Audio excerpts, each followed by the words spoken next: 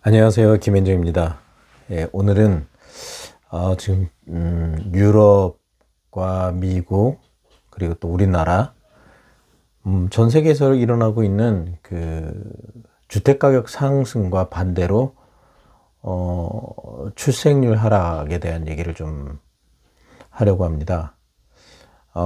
여러분들도 잘 아시겠지만 우리는 이제 출산율이 상당히 0.65까지 내려가 있는 상태예요. 그런데 많은 그 학자들이나 기자들 이런 분들이 도대체 왜 출산율이 그렇게 내려가느냐라고 원인을 많이 묻는 중에 주요한 요인 중에 하나가 주택가격 상승에 대한 얘기를 합니다.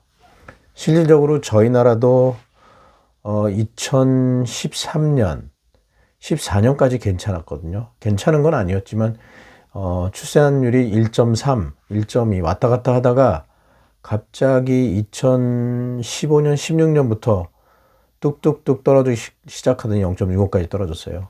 그런데 그때 도대체 무슨 일이 있었죠? 2015년? 사실은 그때 무슨 일이 있었냐면 최경환 경제부총리의 빚내서 집사라가 있었습니다. 사실은 경제가 나빠지면 경제를 하기 위해 소비를 늘리는 그런 형태의 어떤 상황을 만드는데 정부가 제가 볼 땐 되게 잘못한 것 같아요.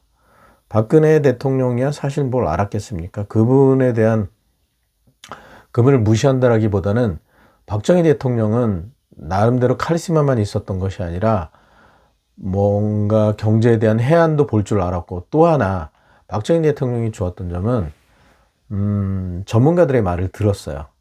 나중엔 듣진 않았지만 초기에는 경제 전문가나 뭐 건축이나 아니면 뭐 산업이나 전문가들의 말을 듣는 스타일이었어요. 상당히 많이 들었는데 나중엔 자기 주관이 생겨갖고 좀 바뀌긴 했지만, 그런데 박근혜 대통령은 자기가 모르니까 그랬는지 몰라도 최경환 경제부총리한테 부동산 하락하니까 어떻게 대책을 좀 세워야 되지 않겠냐라고 했던 것 같고, 그때 최경환이가 제가 볼 땐 최경환 경제부총리가 나쁜 사람 같아요. 아니, 무능했겠죠.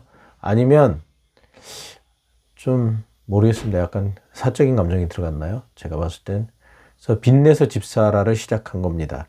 그런데 그 이전에 이명박 대통령 때 전세자금 대출이라는 상품을 만들기 시작했어요. 사실 그걸 만들면 안 되는데 거기서부터 모든 불행은 시작됐다고 생각을 합니다. 이게 왜 문제가 되냐면 유럽에서도 지금 보니까 노르웨이하고 스웨덴, 뉴질랜드, 덴마크 이런 나라들도 갑작스럽게 그 출생률이 하락합니다. 그런데 그 원인으로 지적되는 게 주택가격 상승이에요. 주택가격이 너무 높으니까 젊은 친구들이 결혼해서 아이를 낳을 생각을 하지 못하는 겁니다. 왜? 자기 집이 없어버리니까요. 그런데 이게 웃기는 건 그 스웨덴 같은 경우에는 외국 노동자, 외노자들을 많이 받아들여서 거의 깽단과 군인들이 전쟁을 벌이고 있는 형태예요.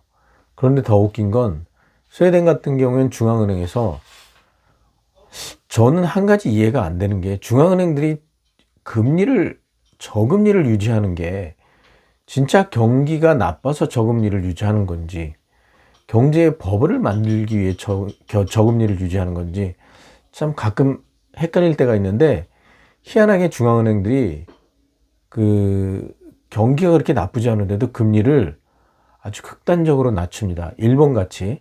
그래서 일본도 버블이 생겼고요. 미국도 사실은 버블이 생겼던 원인도 그 저금리입니다. 저금리하고 유동성. 그런데 그게 끝은 결국엔 좋지는 않아요. 좋아 보이죠? 돈 찍어놓고 돈 유통시키고, 특히 버블 하기엔 그 당시에 가장 안정적인 자산이 부동산이니까. 그런데 그렇게 버블을 만들고 새로운 그 늦게 태어난 사람들, 자산을 형성하기에 새로 젊은 친구들이 들어갈 틈이 없는 거예요.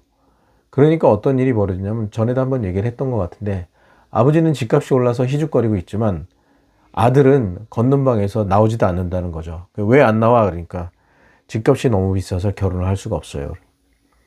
이게 어떤 문제가 되냐면 경제가 나빠질 겁니다. 인구가 감소하는 현상을 나타내면서 GDP도 감소하겠죠. 그런데 웃기는 건 여기서 끝나지가 않아요.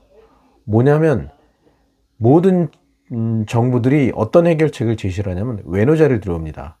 외국인 고용자, 외국인 노동자들 들어와서 그 사람들을 그 나라에 엄청나게 많은 이 노동자들을 수입을 하니까 어떤 일이 벌어지냐면 하락하던 부동산이 다시 올라가요. 그러니까 더 문제가 되는 거예요. 그러니까 자국민을 외국인 노동자로 교체해버리는 역할을 하는 거예요. 그러니까 A라는 국가가 예를 들어서 스웨덴 국민이 살던 나라였다면 부동산을 올려서 저출생을 만들고 그걸 해결하기 위해서 외노자를 들여와서 자국 국민과 경쟁을 시키면 결국엔 자국 국민보다는 외노자들을 더 많이 들여와서 부동산이 올라가니까 자국 국민은 또 애를 낳지 않고 그러면 외국인 노동자들은 물론 이 노동자들도 나중에 시간이 지나면 출생률이 떨어진다고 그러더라고요. 그런데 이렇게 되면 그 떨어지기 전까지 외국인들을 계속 들여오면서 자국민들은 점점 본질적으로 출생을 안 하고 외국인 노동자들은 더 많이 들어오고 그러면 스웨덴이 아닌 게 되는 거고요. 어떤 일이 벌어지냐면 시리아 국민들이 들어와서 시리아가 되는 유럽의 시리아가 되거나 장기적인 흐름으로 말씀드린 겁니다. 이라크 국민들이 들어와서 유럽에 있는 이라크가 되는 이런 형태로 바뀌어 버리는 거예요. 근데 스웨덴은 실질적으로 그 외노자들이 들어와서 그 깡패라고 해야 되나요? 마피아처럼 돼갖고 전쟁을 벌이고 있어요, 군인들하고. 그러니까 당연히 국가가 안정이 될 수가 없죠. 안정이 될 수가 없으니까 항상 불안하고 경제 성장이 좋아지는 것이 아니라 역으로 나빠지는 겁니다. 그런데 모든 정부들은 딱 그 얘기를 해요. 단기적으로. 아니 그럼 우리 기업들 다 망하라는 거냐? 그러면 사실은 망해야 됩니다. 그리고 저도 그런 얘기를 들었어요. 우리나라에 대한 저출생 얘기를 해서 외국인 노동자를 들여와서 해결을 해야 된다라고 했는데 그거는 굉장히 위험한 생각이다. 어떻게든 저출생에 대한 근본적인 원인, 그럼 결국엔 집값 상승했던 거를 다시 하락으로 돌려야 되거든요. 그런데 기득권층은 이게 원할까요? 절대 원하질 않아요. 예. 아들이 장가를 못하고 건넌방에 있어도 아버지는 그건 네 일이야 라고 하는 거랑 똑같은 거라는 얘기죠. 그 얘기는 뭐냐? 기득권들은 절대 이걸 놓지 않을 거란 얘기입니다. 자기네들 자산이 하락하는 걸 놓지 않을 거기 때문에 사실은 저출생을 해결할 수 없어요. 그러다 보니까 외국인 노동자들을 들어오는 정책을 펼 거고 실질적으로 그렇게 일어나고 있고 그러면서 자국민이 외국인 노동자로 교체되는 거예요. 그러면 어떤 일이 벌어지냐면요. 장기적으로 기존 기득권층이 갖고 있는 재산도 외국인 노동자로 교체될 확률이 높다라는 거예요. 왜냐면요. 내가 기득권층이에요. 영원히 살 수 있나요? 아니죠. 영원히 살 수 없어요. 누구한테 물려줘? 내 자녀들한테 물려줍니다. 그러면 어떻게 되죠? 상속세를 내야 돼요. 내가 작은 자산이라면 상관은 없지만 큰 자산이니까 상속세를 내야 돼요. 그러면 그 자녀들은 그걸 또 물려받고 또 그 밑에 자녀들은 저출생이 일어나면 어떻게 되죠? 외국인 노동자들이 들어오면서 하나씩 교체해 나갈 거예요. 왜? 나이가 들면 죽기 때문에. 부자가 3대까지 가지 못한다는 그런 소문이 있듯이, 그런 속담이 있듯이, 이거를 뭐라고 해야 되나? 외국인 노동자들로 다 교체되는 장기적으로 조금씩 그렇게 되도록 프레임을 짜놓으면 이거는 결국엔 나라를 잘 만들어서 저 중동이든 어디든 가난한 나라의 국민들한테 그 사람들이 제2사한테 나라를 고스란히 넘겨주는 것밖에 다를 수 없어요. 특히 기득권층은 자신의 욕심을 버려야 됩니다. 그들의 욕심 때문에 자기네들 살아서 잘 사는지 몰라도 나라 자체를 외노자들한테 다 넘겨주는 거예요. 참 사람들이 생각이 굉장히 짧은 것 같아요. 나만 잘 살면 돼라는 이기적인 마음이 내 자녀들의 미래를 망치고 내 후손들의 미래까지 망치는 일들을 서슴지 않게 하고 있어요. 그래서 저는 정말 부동산을 다수를 보유하고 있으면서 가격을 올리고 외국인 노동자를 들어오길 원하는 이 기득권층이 정말 욕을 먹는 게 아니라 아주 벌을 받아야 된다고 생각합니다. 그래서 이런 것들을 해결하지 않으면 장기적으로 그렇게 진행될 확률이 제가 봐도 상당히 높다고 생각이 듭니다.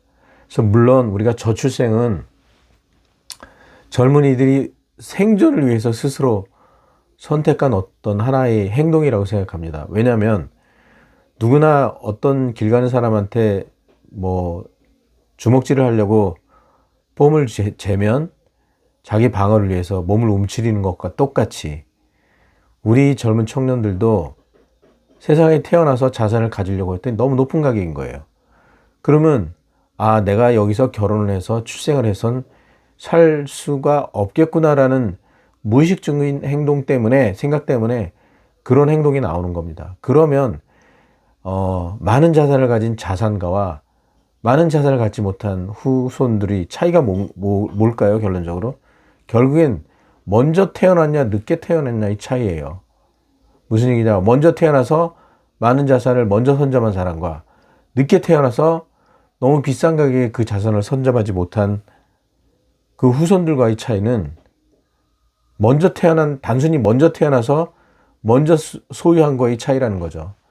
그랬을 때 우리 미래가 정말 앞으로 우리가 기득권이 이 부동산이라는 걸 포기하지 않으면 이 나라의 미래는 아마 내 자녀도, 특히 기득권층의 자녀도 거기에 존재하지 않고 누가 서 있다?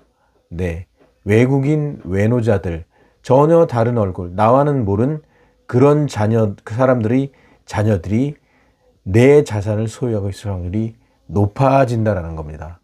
우리가 이런 거를 알게 된다면 뭔가 우리 행동을 심사숙고해봐야 하지 않을까 생각을 합니다. 네, 오늘은 여기까지입니다. 예, 수고하세요.